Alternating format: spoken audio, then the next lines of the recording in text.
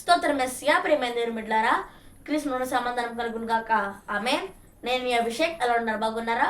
ఉదయం నెలగిస్తున్న ప్రార్థన చేసుకున్న వాక్యం నుంచి నడుచున్నాను.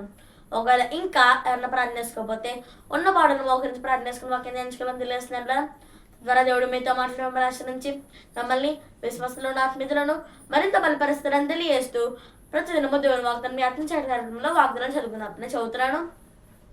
ఆయన నీ హృదయ వాంఛలను తీర్చును. కీర్తన గ్రంథం 37:4 కనుక దేవుని బిడ్డలారా, ఈ వాగ్దానం అంటే ఏం తెలుసుకోవాలంటే, ఇక్కడ దేవుని వాగ్దానం తెలుస్తుందంటే మన ప్రభువైన యేసుక్రీస్తు వారు మన హృదయ వాంఛలను తీరుస్తారని ఇక్కడ మనకు వాగ్దానం చేస్తున్నారు. మరి మన హృదయ వాంఛలు అంటే ఏంటి? మన హృదయంలో ఉండే కోరికలు, మనకుండే ఆశలు అవి. మరి మన దేవుణ్ణి మనకున్న కోరికల గురించి అడిగినప్పుడు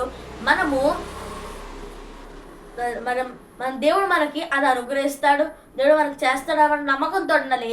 అప్పుడు ఆయన మనం కోరిన కోరిక లేదా మన హృదయ వాంఛలను ఆయన నెరవేరుస్తారని తెలియజేస్తున్నాం. బిడ్డలారా, విశ్వాసం దాన్ని తెచ్చుకోండి, వాగ్దానం తెచ్చుకోండి. దేవుడి మాటలు నిలిచిన కాక ఆమె ప్రార్థన చేసుకుందాం. స్తోత్రం మెస్సియా, ప్రతిదినము దేవుని వాగ్దానం ఆత్మచక్రి కనుక మాకు ఇచ్చారు వందనాలు.